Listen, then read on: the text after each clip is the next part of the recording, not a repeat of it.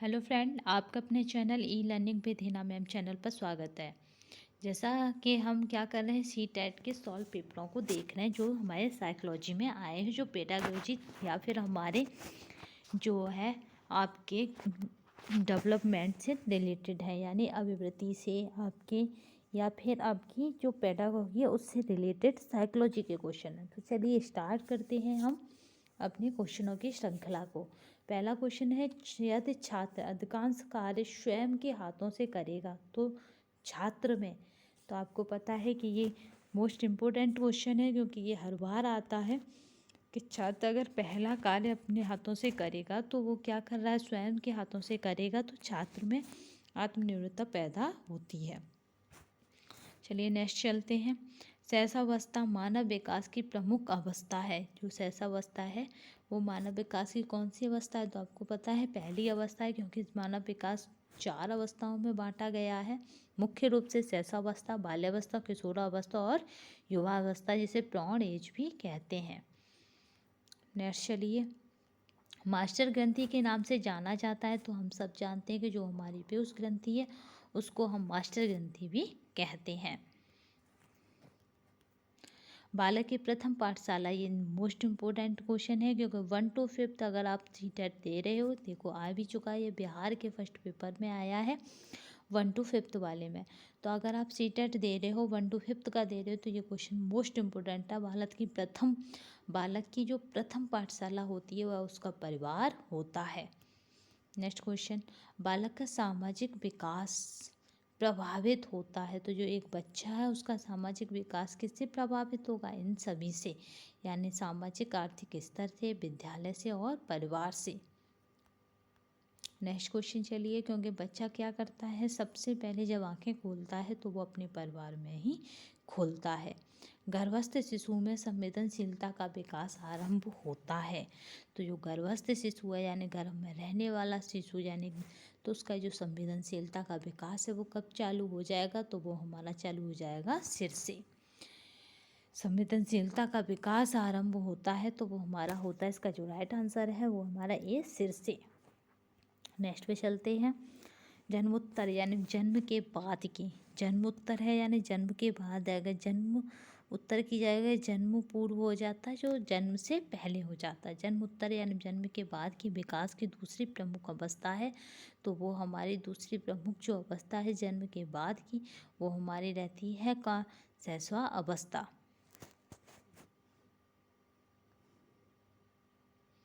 Next question पे चलते हैं,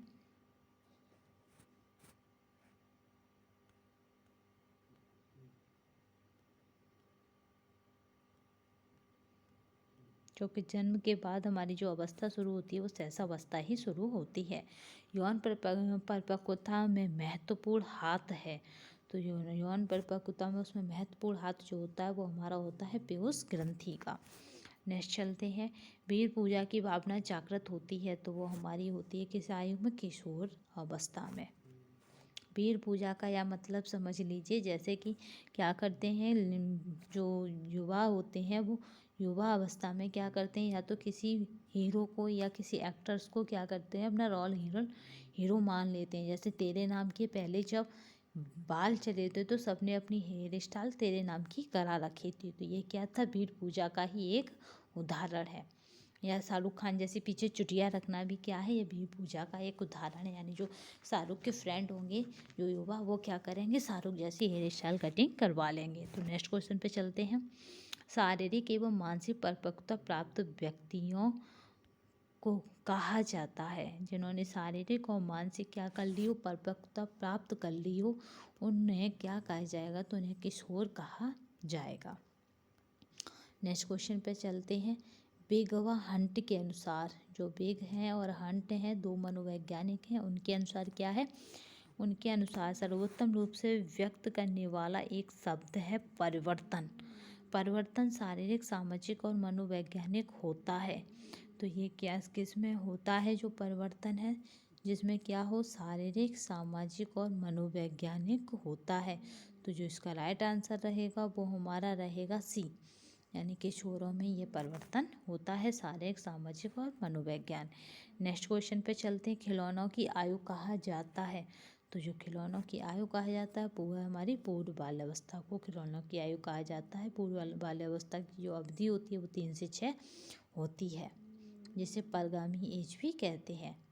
नेक्स्ट क्वेश्चन पे चलते हैं। निम्न में से कौन सी पूर्व बाल अवस्था की विशेषता नहीं है?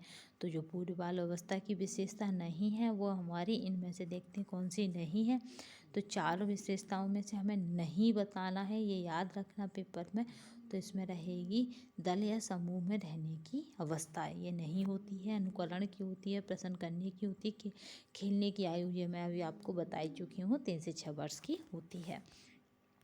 तो नेक्स्ट क्वेश्चन पे चलते हैं। विकास का अर्थ है, जो विकास है उसका अर्थ होता है हमारा, विकास का अर्थ होता है परिपक्वता एवं अनुभव के फल स्वरूप होने वाले परिवर्तनों की श्रृंखला। इसका जो राइट आंसर है वो यह है, क्योंकि परिवर्तन भी होता है हमारे अंदर, परिपक्वता भी आती है और अनुभव भी हम प्राप्त करते रहते हैं। नेक्स्ट क्वेश्चन चलते हैं। निम्न में से कौन सा कथन सही नहीं है? फिर आया कि सही नहीं है। जो नहीं वाले क्वेश्चन होते हैं उन्हें हमें अधिक ध्यान देना होता है, क्योंकि वो क्या होते हैं, जरा से गलत हो जाते हैं। तो निम्न में से कौन सा सही नहीं है? तो नहीं वाला देखते हैं, तो वो हमारा है, नहीं पूछ रहा प्रारंभिक जीवन की नकारात्मक घटनाओं के प्रभाव से कोई भी अध्यापक बचाव नहीं कर सकता है। ये इसमें गलत है, क्योंकि घटनाएं कोई भी हो उसमें से नकारात्मक प्रभावों को अगर सही वातावरण तथा सही दिशा निर्देश और सही गाइडेंस मिले तो उसे कम किया जा सकता है। नेक्स्ट क्वेश्चन पे चलते हैं। निम्न में से कौन सी विशेषता परिपक्वता को अधिगम से अलग करती है? यानी जो परिपक्वता है उसको अधिगम से अलग करती है। तो इसका जो राइट आंसर है वो यह है कि यह एक स्वाभाविक प्रक्रिया है।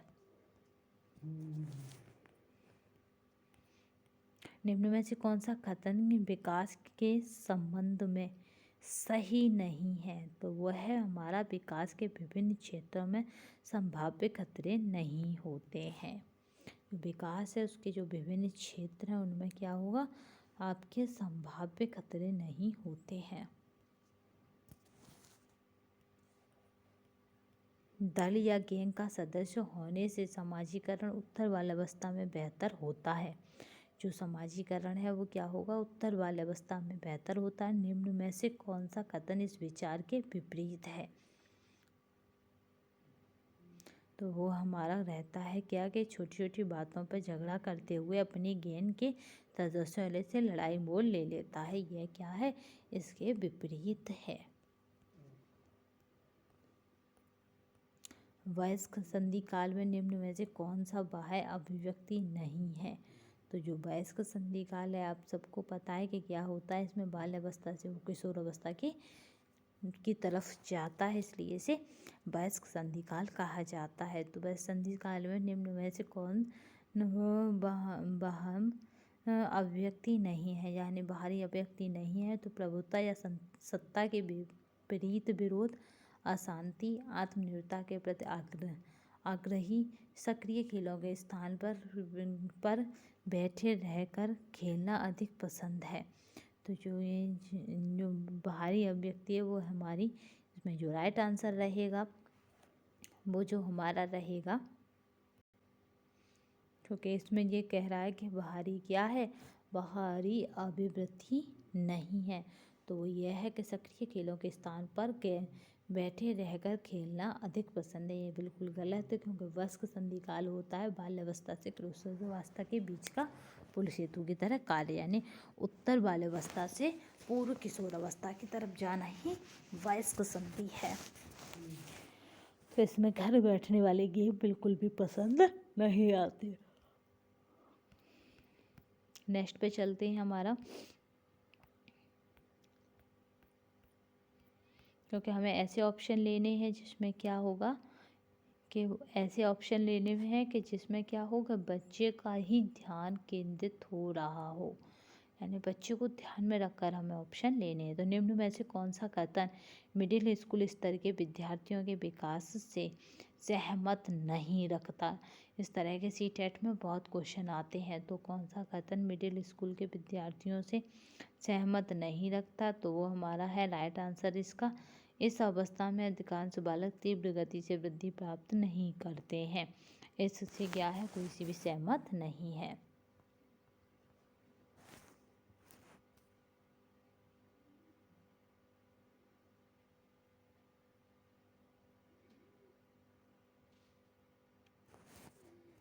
चलिए नेक्स्ट क्वेश्चन चलते हैं। अधिगम एवं परिपक्वता के संबंध में निम्न में से कौन सा कथन सही है? तो अधिगम और परिपक्वता आपको पता ही है कि ये दोनों आपस में कोरिलेटेड हैं। तो इनमें से कौन सा कथन सही है? तो यदि मानव विकास केवल परिपक्वता से होता तो मनुष्य केवल निम्न तक ही सीमित रह जाता। यानी मानव विकास केवल अगर परिपक्वता पर क्या होता, निर्भर होता, तो मनुष्य क्या था, निम्नतम रह जाता है। यानी वो कुछ नहीं कर पाता, छोटा ही रह जाता है। विकास का एक अधिनियम है कि विकास वर्तमान के विभिन्न काल में खुशी भिन्न भिन्न होती है। इस अधिनियम के अनुसार, जो ये अधिनियम है इसके अनुसार क्या होगा कि जीवन का प्रथम वर्ष सबसे अधिक खुशी का काल होता है। नहीं, यह संधि काल एवं जीवन का प्रथम वर्ष भी जीवन का सबसे अधिक खुशी का काल होता है। यह संधि काल जीवन का सबसे अधिक दुखी ही काल होता है। यही जीवन का प्रथम वर्ष इससे अधिक सुखी का एवं वयस्क संधि काल सबसे अधिक दुखी काल होता है। तो इसने पूछा क्या है, विकास का एक अधिनियम है कि विकास क्या था, वर्तमान के विभिन्न कालों में, वर्तमान के जो विभिन्न काल हैं उनमें क्या करता है, के विभिन्न काल में खुशी भिन्न भिन्न होती है इस अधिनियम के अनुसार। तो हमारा जो राइट आंसर रहेगा वो रहेगा कि वह संधि काल जीवन का सबसे क्या है, सबसे दुखी काल होता है।